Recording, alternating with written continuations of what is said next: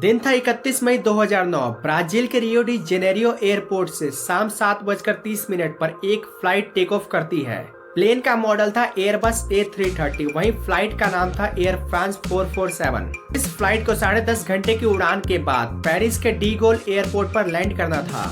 Plane को 3 pilot उड़ा रहे थे। क्रू को जोड़कर प्लेन के अंदर 228 यात्री सफर कर रहे थे। 6 घंटे बाद 1 जून को 1:30 पर इस प्लेन ने ब्राजील के एयर स्पेस को छोड़ा। अब अगले 2.5 घंटों तक इस प्लेन को अटलांटिक ओशन के ऊपर उड़ना था, जहां प्लेन रेडार की पहुंच से बाहर रहते हैं। 2.5 घंटे बाद जैसे ही ये प्लेन पश्चिमी अफ्रीका के देश सेनेगल की राजधानी डकार के पास पहुंचता तो ये रेडार की पहुंच में आ जाता। लेकिन 2.5 घंटों बाद भी जब ये प्लेन रेडार की रेंज में नहीं आया, तब फ्रांस के एयर ट्रैफिक कंट्रोल को काफी चिंता हुई। उन्होंने इस प्लेन से संपर्क करने की काफी कोशिश की, लेकिन वो असफल रहे। घंटे दिन में बदले और दिन हफ्तों में, लेकिन इस फ्लाइट का कुछ पता नहीं चला। लेकिन 2 साल बाद जब इस फ्लाइट के ब्लैक बॉक्स को रिकवर किया गया, तो वैज्ञानिक इसके कॉकपिट वॉइस रिकॉर्डर के आखिरी 4 मिनटों की रिकॉर्डिंग को सुनकर काफी हैरान थे, क्योंकि यदि उन 4 मिनटों में पायलट्स ने समझदारी दिखाई होती तो शायद ये प्लेन गायब नहीं होता। तो आखिर उन 4 मिनटों में एयर फ्रांस 447 के साथ क्या हुआ, ये प्लेन कैसे गायब हुआ, आइए जानते हैं आज के इंटरेस्टिंग वीडियो में।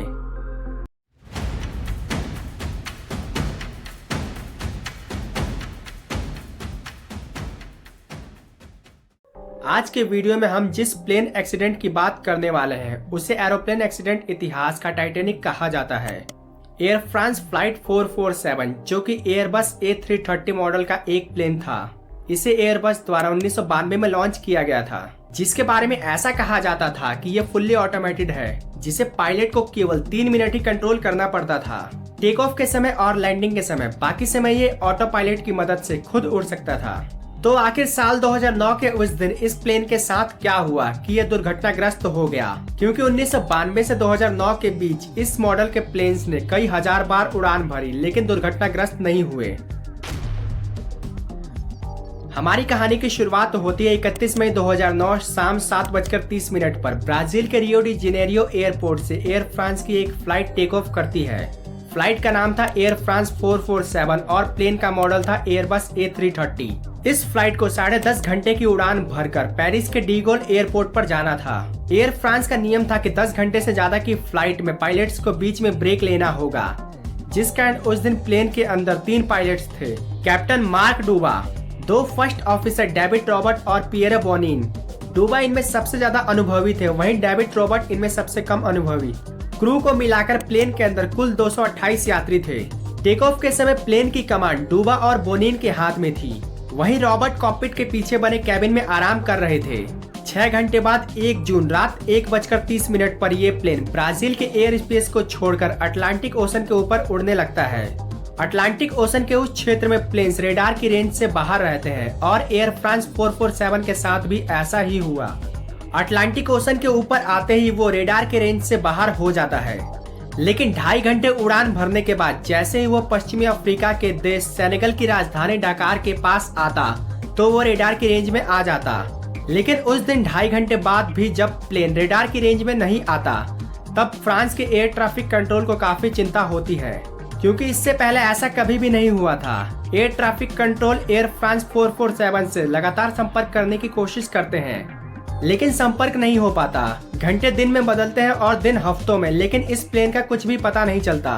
फ्रांस सरकार ने इस प्लेन को खोजने के लिए सर्च टीम को भेजा, लेकिन कई दिनों तक खोज करने के बाद भी इस प्लेन का कुछ पता नहीं चला।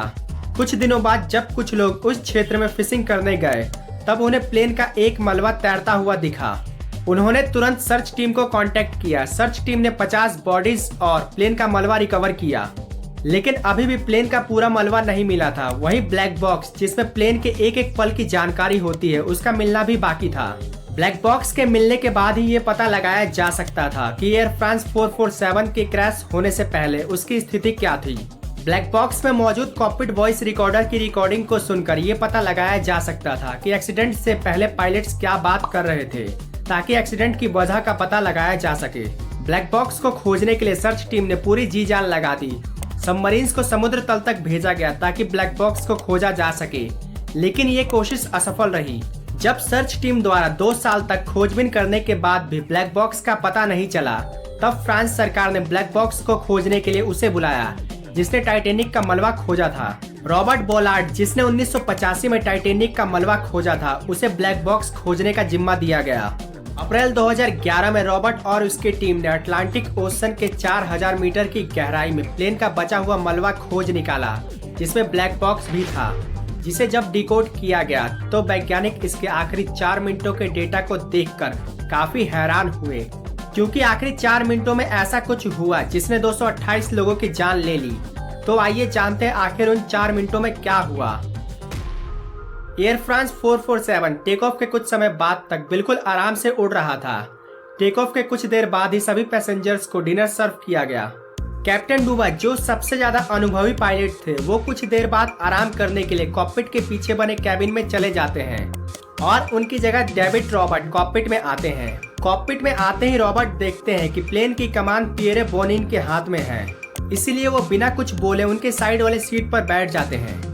प्लेन ऑटो पायलट में उड़ रहा था। टेक ऑफ से पहले प्लेन के कंप्यूटर में पाथ को डाल दिया गया था, जिसे फॉलो करके ऑटो पायलट प्लेन को बिना किसी परेशानी के उड़ा रहा था। दोनों फर्स्ट ऑफिसर निश्चिंत थे। तभी बोनिन के विंड स्क्रीन पर उन्हें बादल दिखाई देते हैं। इस क्षेत्र में ऐसा होना सामान्य बात थी, इसीलिए दोनों ऑफिसर्स ने इसे ज्यादा सीरियसली नहीं लिया। लेकिन जैसे ही प्लेन बादलों के और नजदीक पहुंचता है तो उन्हें विंड स्क्रीन पर एल्मोएस दिखाई देते हैं, जो आसमानी बिजली की छोटी छोटी धारियां होती हैं।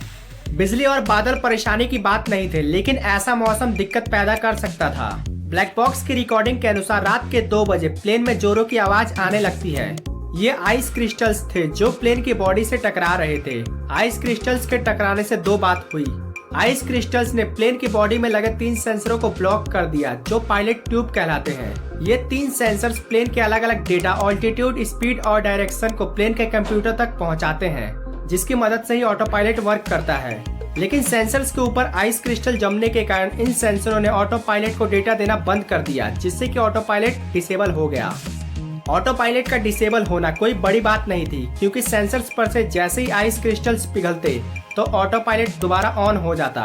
इस दौरान ऐसा करना था कि बोनिन को मैन्युअली प्लेन को सीधे उड़ाना था, जिससे कुछ देर बाद प्लेन बादलों से दूर चला जाता और सब कुछ नॉर्मल हो जाता। लेकिन पता नहीं क्यों बोनिन ने अपने सीट के साइड में लगे साइड स्टिक को पीछे की ओर तेजी से खींचा।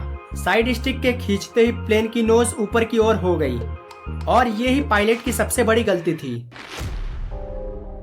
आखिर प्लेन की नोज का ऊपर होना एक गलती क्यों थी? दरअसल जब पायलट ने साइड स्टिक को खींचा तो उसे अंदाजा नहीं था कि प्लेन स्टॉल कंडीशन का शिकार होने वाला है, जिसके कारण इंजन चालू होने के बावजूद भी प्लेन ना तो ऊपर जाएगा और ना ही नीचे।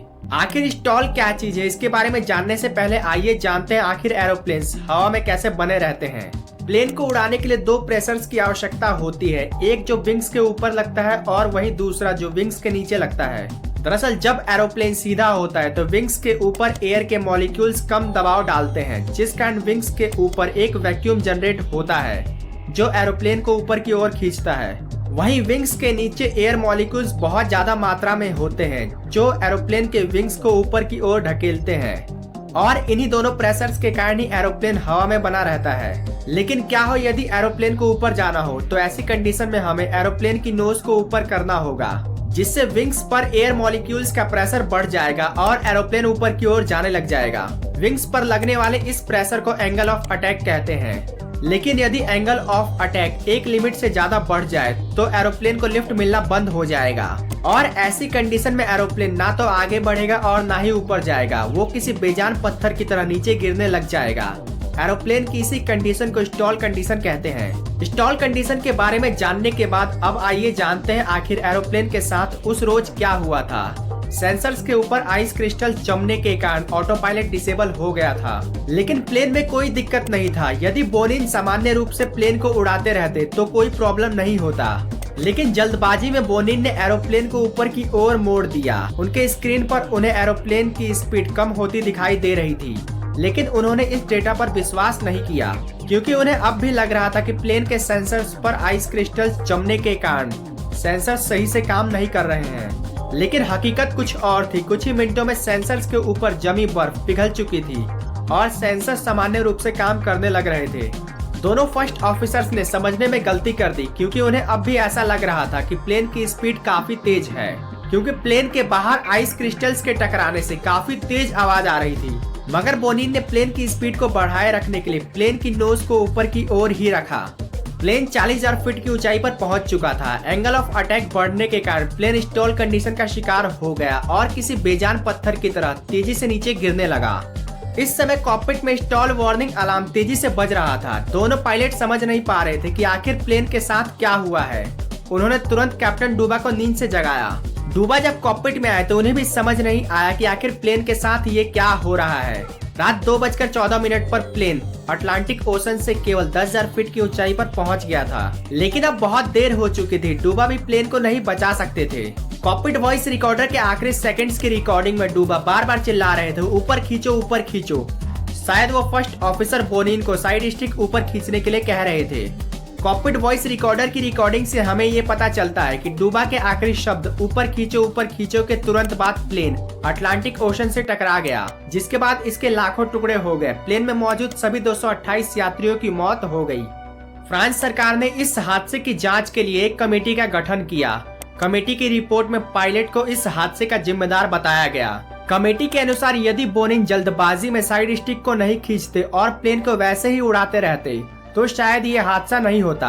डेविड ली, जो कि एक एविएशन एक्सपर्ट है, इस हादसे पर बनी एक डॉक्यूमेंट्री में उन्होंने कहा कि प्लेन का हद से ज्यादा ऑटोमेटिक होना प्लेन्स के एक्सीडेंट का कारण बनता है। उनके अनुसार जब एक पायलट ट्रेनिंग लेता है तो उसे ज्यादा से ज्यादा ऑटोमेटिक चीजों के बारे में सिखाया जाता है, जिससे कि वो कम से कम मैनुअली प्लेन को फ्लाई कर पाता है, जिस कारण खराब स्थिति में उन्हें प्लेन उड़ाने का अनुभव नहीं होता है और यही कम अनुभव प्लेन एक्सीडेंट्स का कारण बनता है। हमारे अनुसार पायलट्स को ऑटोमेटिक चीजों के साथ साथ मैनुअल चीजों पर भी ध्यान देना चाहिए ताकि प्लेन एक्सीडेंट्स कम हो।